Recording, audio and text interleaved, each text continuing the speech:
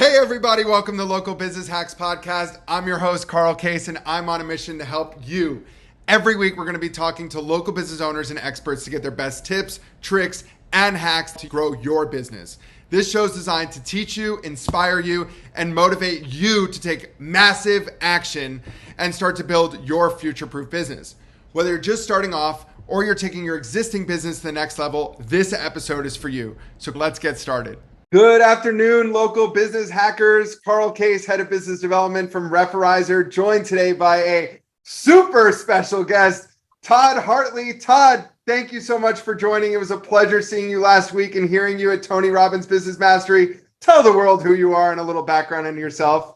Carl, great to be here. Yeah, my name's Todd Hartley, and I own a digital marketing agency called WireBuzz. We're a video marketing, digital marketing, and sales optimization agency, because you really can't in this world today have optimized sales without leveraging digital marketing and video smushed in together.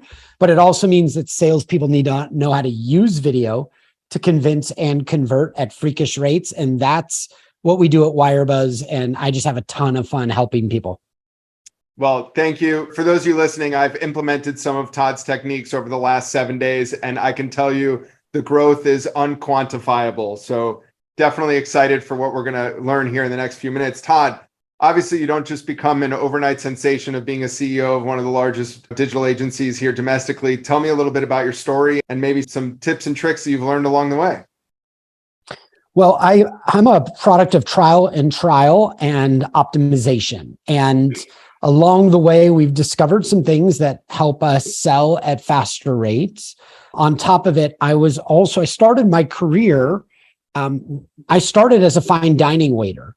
So as odd as that sounds, I learned customer service and how to care for people and find out what their needs are, and then provide it in a very efficient way. And what I discovered is, because of that training and it being used across all of my staff, we've lost one client in 12 years, and we deserve to lose that client. And I think if you continue to retain people and serve them and help them achieve their goals, they will stay with you forever. And as such, your agency just gets larger. That's awesome.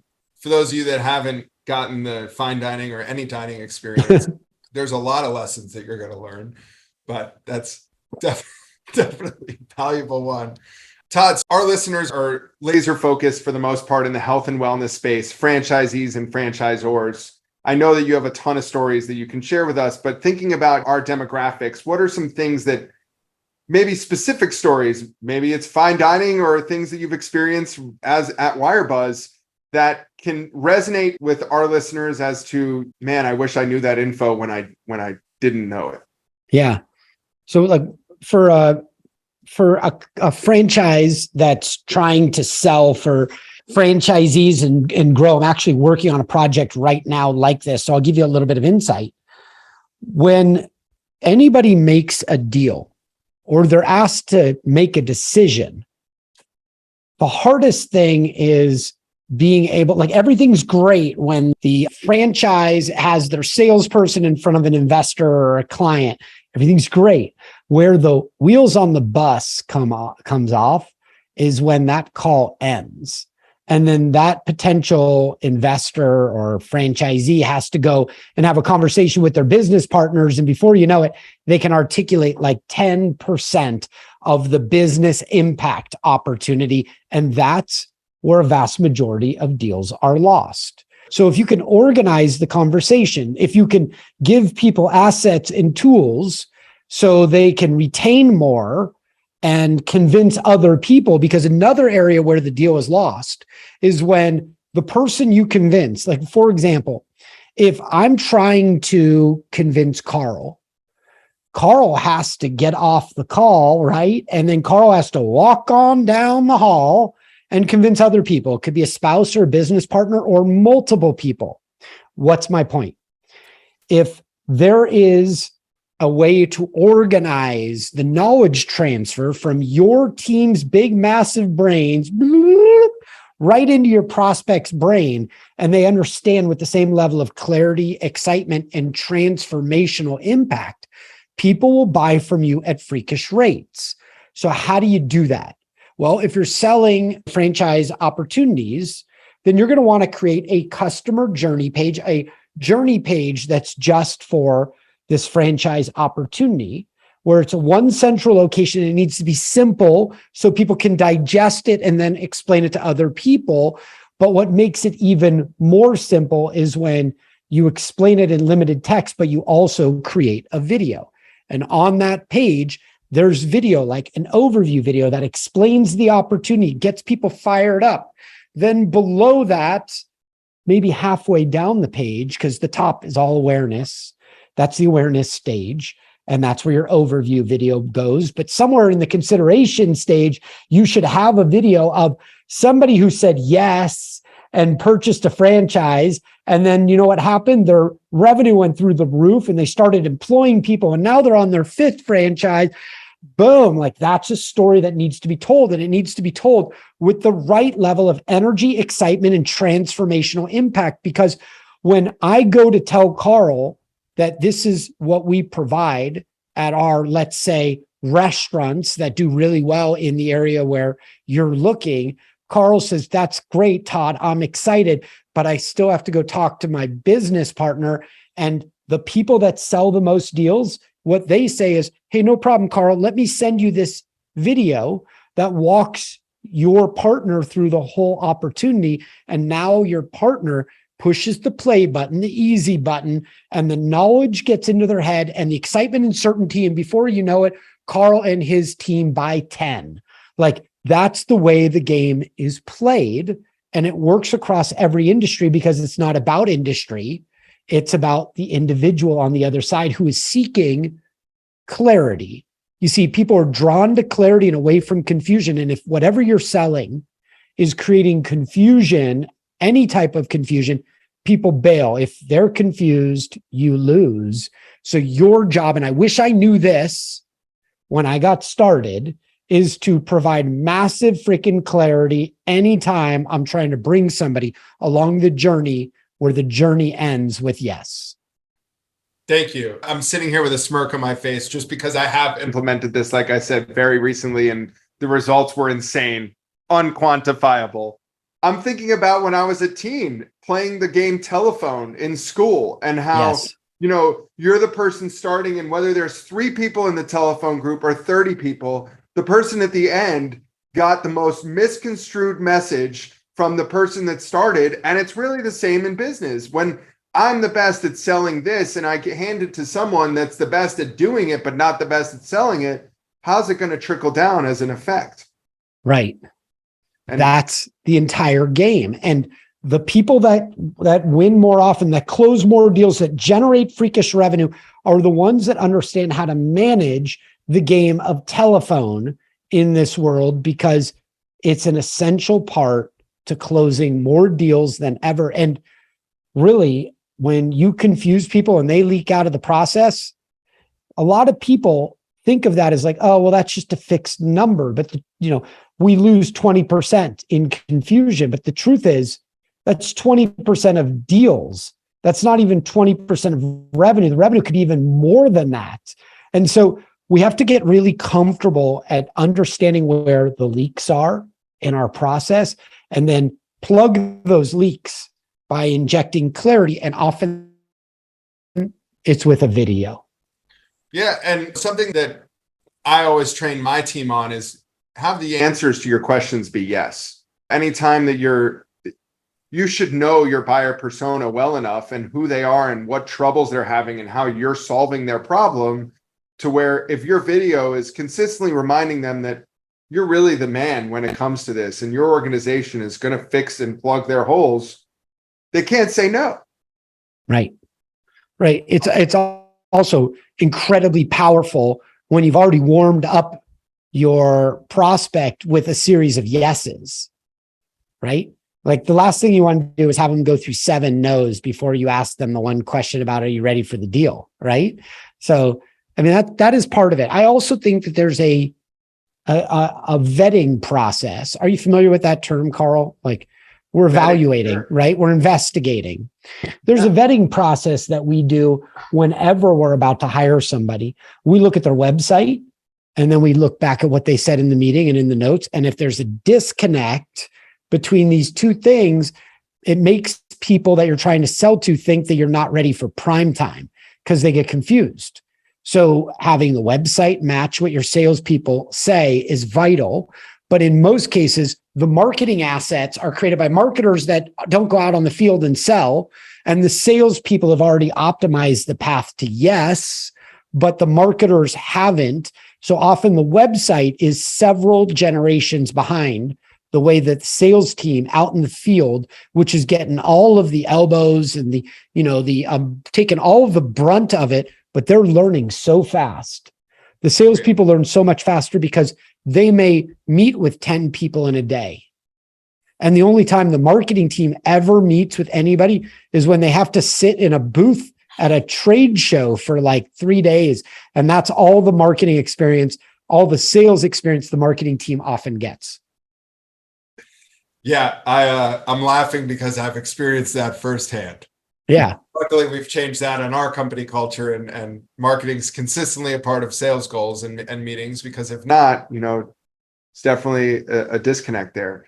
Todd, I got to ask, because I don't have a video of you saying this, and if I was to regurgitate it, it would not be nearly as great of an impact, but you brought up websites. And there was something that I learned from you at Business Mastery, as if I was to frame my website, that I would love and think that there is a massive value that you could bring by reiterating that to our listeners as to, what is a website really there for? And what do we typically see today when somebody's so proud of their site that they just invested tens of thousands of dollars on? So just for the audience, I spoke for 2 hours at Business Mastery. Give me a little bit more guidance. It's something I put up on the screen that I walked you through. Is this the journey page? Yeah, but more or less. So I'm going to give you a sneak peek. It was about how all these websites are just so beautiful and people are so proud and they want to frame it because it looks like the most beautiful picture, but that's not necessarily what it needs to be. Yeah, your website really needs to be a tool that it's not an owner's manual. So it's not providing everything that somebody needs. It's really the minimally viable amount of information that they need before they're ready to speak with a salesperson. And often when people add elements to their website and the graphic designer is involved and they're like, I want to make a beautiful website, it's going to be amazing. They do that at the expense of conversion. So let me give you an example. I was on with a company this morning, and I was reviewing their website, and they asked me for my initial reaction. And like, I'm the video guy in the B2B and B2C business space. And so they're like, do you like our video on the top? And what they had was on the top of their homepage, they had a background video. And the background video shows like the city that they serve, and it's moving and it's got clouds coming in, and every 5 seconds it changes to something else, and that creates friction. So let's spend a moment on friction. Friction is this psychological irritation that keeps an online buyer from completing an action. So here's what happens. Every time that video is moving, nobody's reading, because video is so powerful. It's like cooking with sugar. You got to use it sparingly. And so my first advice to them was get rid of that background video, because you keep hacking their attention and now they can't read anything. So we need to create simple paths for people. We need to use few words, not many. And by few words, we need to be considering, like, if the page is a word, a wall of text, it's terribly inefficient. And the most efficient thing you could do is move people sequentially through a knowledge transfer, because people are going to check off boxes inside their head. Oh, they do this, check. Oh, and they provide this, check. And just give them a limited amount of time. I'll explain it in a slightly different way. Carl, have you ever read a book that's got short chapters? Yep. And as you're reading that book, you're like, I'm crushing this book. And you start making momentum. They're like flipping those pages. You're feeling awesome about yourself. Your confidence is going up. The websites that use text sparingly and they use images or icons or video even better to communicate are the ones where people go through that whole knowledge transfer in warp speed. And that's the way people prefer to buy today. They want to go through, learn, they want to get excited, and then they want to speak to a salesperson. But if your website is set up where the salesperson is the first thing, and you're going to let the salesperson hold all the information and you move them into a meeting, you might think you're doing yourself a service, but you're really doing yourself a disservice because 92% of buyers don't want to talk with the salesperson until they're ready to make a buying decision. So help people.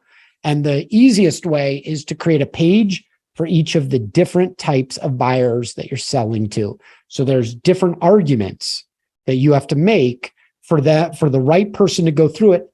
And you just call it out on your website. This is for potential franchisees.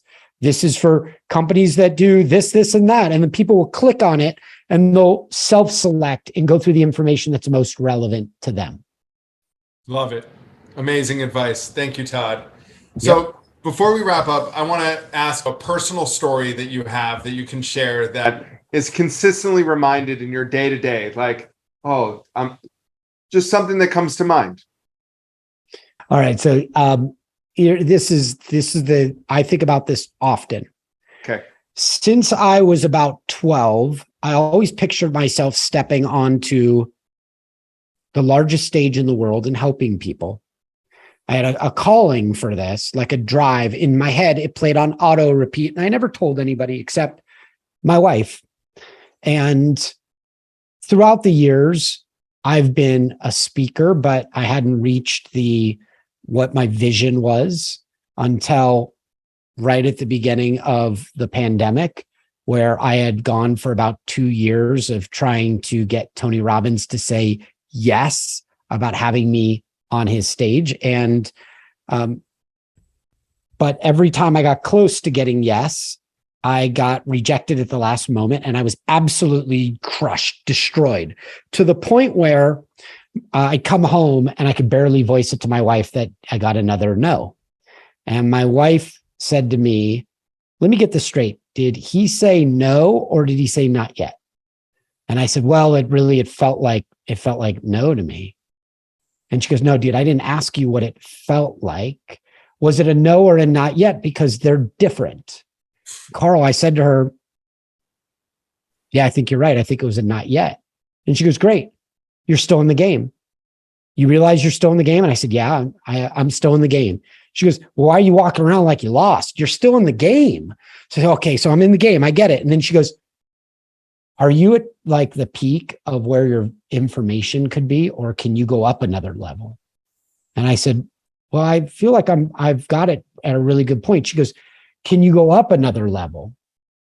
Can you be so good that he can't ignore you? I thought about that, and I was like, I can go up a couple levels.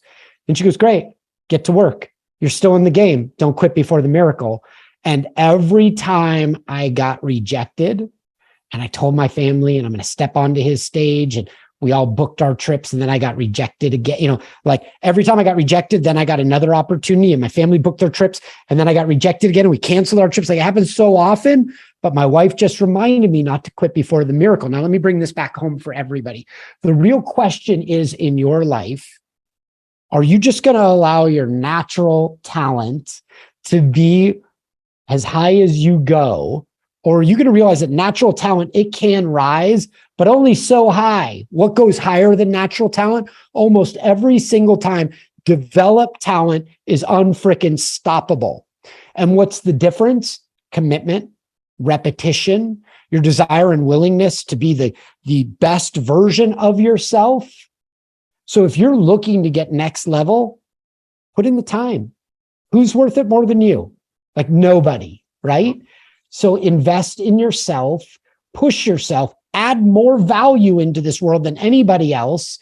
And before you know it, they'll say yes. That is, if you don't quit before the miracle. No, not yet. What a lesson to learn. Hurt every time she said it, but she was 100% right.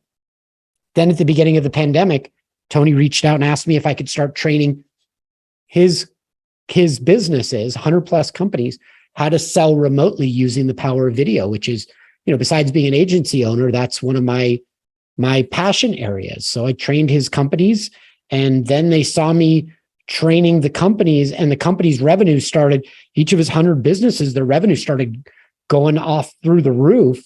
And then they were like, we got to push you out there onto the stage. And there I am. So thank you. Awesome, Todd. Congratulations to you and your wife for, teaching you the power of persistence and understanding what's really in front of you, which sometimes we can't see no matter how deep we're in it. Most of the time we can't see where we're going, and we're too stuck in our pride to get out of our way and roll up our sleeves and realize that there's still another level, and there's still another level inside of me, like there is inside of you, Carl. I hope that people know the only place you can get stuck, because we are going to get stuck in our lives in ruts. The only place you're allowed to get stuck is in can I, constant and never ending improvement. It's the only place. And once you get stuck in can I, and every day you're in this constant quest to the next level, before you know it, you're like, you got rockets on your back, can't be stopped. So that's my hope for everybody that's listening. And Carl, thank you so much for asking that question. It happens to be one of my favorites. Thank you, Todd. This has probably been the most informative podcast we've had. So I want to thank you on behalf of myself, my team, and my listeners. Todd, from the bottom of my heart, we so appreciate it. It's my pleasure, Carl. Take care. Oh, hey, anybody that's interested, you can always find me at wirebuzz.com or my speaker site, toddhartley.com, or I'm all over social media. When you're looking for shoes and you should be working, I'm there adding value every day. Carl, it's been great. Thank you. Thank you, guys. Todd's info will be in the bottom. And that's it for this week's episode. We'll see you next week on Local Business Hacks. Boom. Thank you so much. That's it for this week's episode. I hope you found it helpful. Be sure to head over to our site, local-business-hacks.com, to check out the show notes and send me questions or ideas for future episodes. If you want to grow your business, just like the people you've heard from here, follow Local Business Hacks Podcast and tune in for new tips, tricks, and tactics. Until next time, thanks for listening and keep hacking.